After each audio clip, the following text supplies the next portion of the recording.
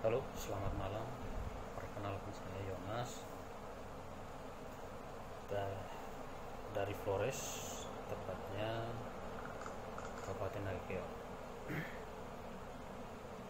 Kerjaan saya sebagai advokat, lawyer dari organisasi Advokat Republik Federasi Advokat Republik Indonesia, Ferrari, di bawah naungan pengacara senior Bapak Teguh Samudra. Pada malam hari ini saya sekedar mengungkapkan beberapa pikiran saya, di mana bangsa kita ini mengalami suatu musibah,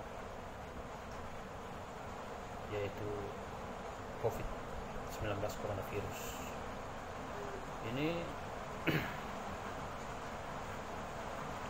bukan masalah Indonesia saja, bahkan dunia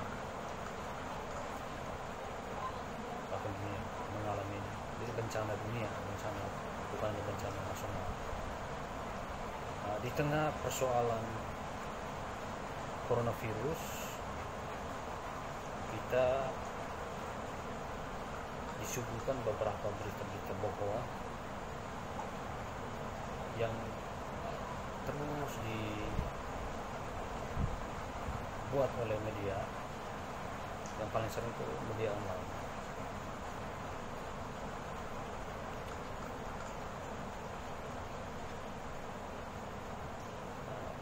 Yang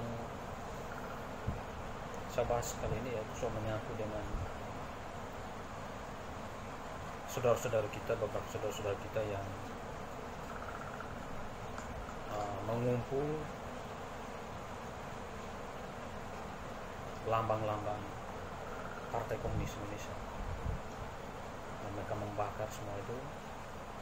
Bagi saya sih itu bagus, tidak ada yang salah. Hanya menjadi catatan kecil buat saudara-saudaraku ini,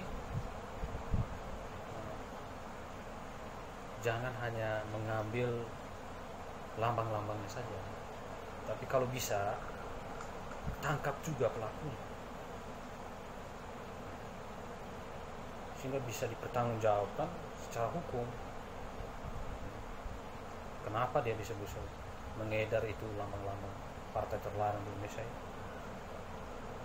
Memang PK ini bagi saya itu untuk hari ini dengan masa reformasi itu, kalau dia bangkit itu adalah ilusi, khayalan.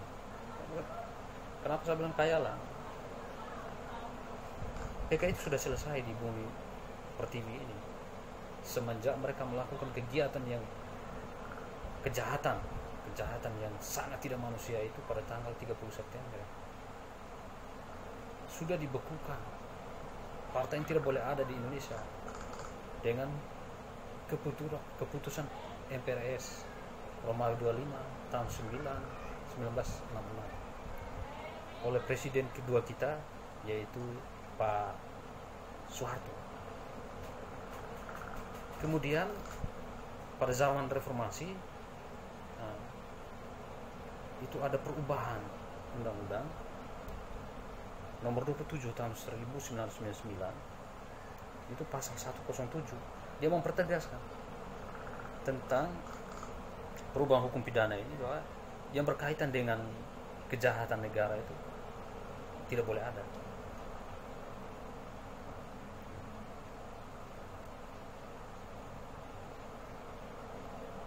Dari pandangan hukum, kalau saya melihat ini jelas Pak, di undang-undangnya yang mengatur itu. Jadi tidak perlu kita panik dan tidak perlu kita takut. Jika toh memang itu ada tugasnya. Yang paling hebat yaitu Pak, kita berikan kepercayaan kita kepada intelijen. Intelijen di Indonesia ini ada dua, BIN sama BAIS. Mereka itu kumpulan orang-orang yang terdidik dan terlatih. tidak sembarang masuk di dua institusi intelijen itu, tidak sembarang. Mereka punya pendidikan khusus yang melatih bagaimana tentang situasi negara bahkan dunia. Intelijen kita itu hebat-hebat, jadi tidak perlu harus kita panik. Yang kemudian dengan kekuatan militer kita, kekuatan militer kita itu diakui oleh dunia juga. Kalau secara dunia kita peringkat 16, korut sama Israel itu di bawah. Kekuatan militer kita lebih kuat. Jika PKI bangkit pada hari ini,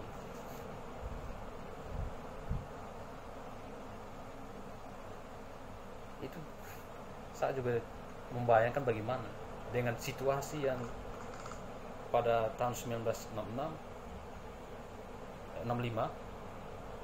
PKI muncul dengan pasukan yang tidak begitu banyak, dengan peralatan yang biasa-biasa saja, bisa membumi, hanguskan itu kelompok itu. Apalagi yang sekarang dengan kekuatan militer kita ini, aduh, sangat luar biasa. Jadi tidak perlu takut dengan hal-hal yang kayak gitu. Sekarang ini bagaimana kita mendukung program-program pemerintah untuk membangun bangsa ini supaya menjadi bangsa yang kuat. Kritik boleh-boleh saja, kenapa tidak? Tapi setidaknya kita juga harus memberi solusi bahwa ini salah, harusnya begini.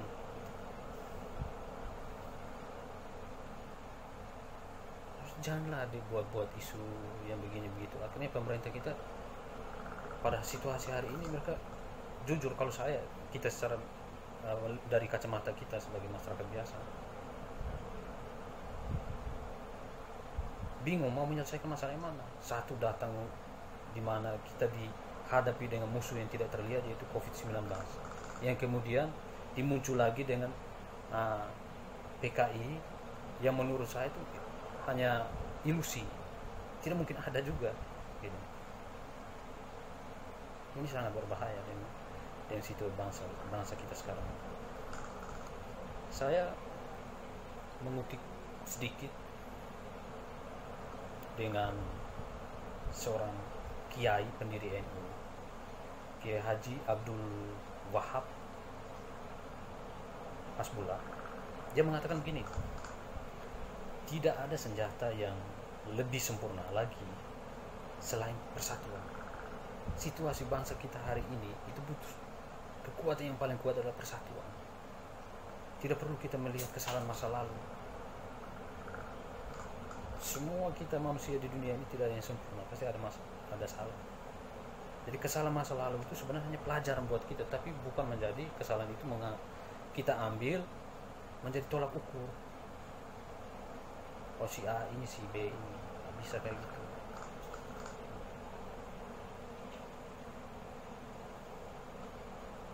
Kemudian seorang John Kennedy, Presiden Amerika, dia mengatakan, jangan tanyakan apa yang negara kamu bisa lakukan untukmu. Tanyakan apa yang bisa kamu lakukan untuk negara. Apa yang kita lakukan untuk negara hari ini? Apa? Yang ada saling menyalahkan satu yang lain. Kita ini sesungguhnya belum move on dengan situasi pilpres. Kita masih ada diri kubu kampret, apalagi kubu cebong. Dua kubu ini. Stop lah, tidak usah pakai kubu-kubu kayak gitu. Hidup di alam demokrasi ini paling nikmat itu kita mau menerima kekalahan dan jangan jumawa juga dengan kemenangan. Itu yang paling aman.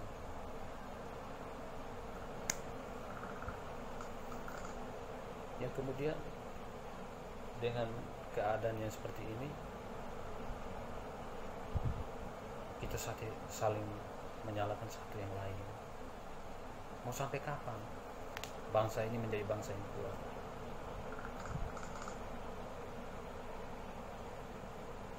Zaman founding father kita, presiden pertama kita Soekarno, dunia mengakui. Dunia mengakui. Dan kekuatan militer kita waktu itu, alat peperangan juga dengan beberapa anggota TNI masih terbatas. Dunia takut. Tapi hari ini situasi yang seperti ini, jangan biarkan bangsa kita akan menjadi hancur ketika dimanfaati oleh bangsa dari luar untuk menghancurkan. Kita punya kekuatan besar ini, yaitu persatuan. Berkaitan dengan pada keesokan hari, yaitu kita memperingati hari lahirnya Pancasila. Saya sebagai putra Flores berbangga. Kenapa? Karena Pancasila itu lahir di Flores. Ide Pancasila yang dilahirkan oleh Bung Karno itu di Flores, tepatnya di Kabupaten Ende. Mungkin sebagian besar bangsa Indonesia tidak tahu, tapi bagi kami orang Flores, NTT pada umumnya, bahwa 5 dasar Pancasila itu lahir di Flores. Makanya kami beda dengan daerah-daerah lain.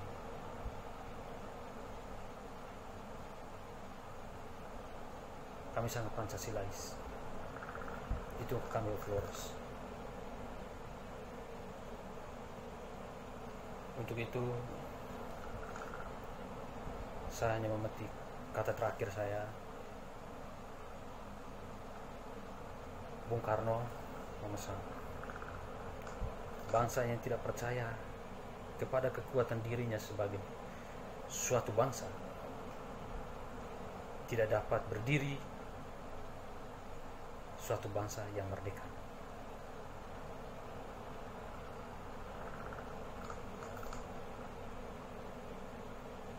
Dirgahayu Pancasila. Mari kita bersatu, karena Pancasila adalah rumah kita.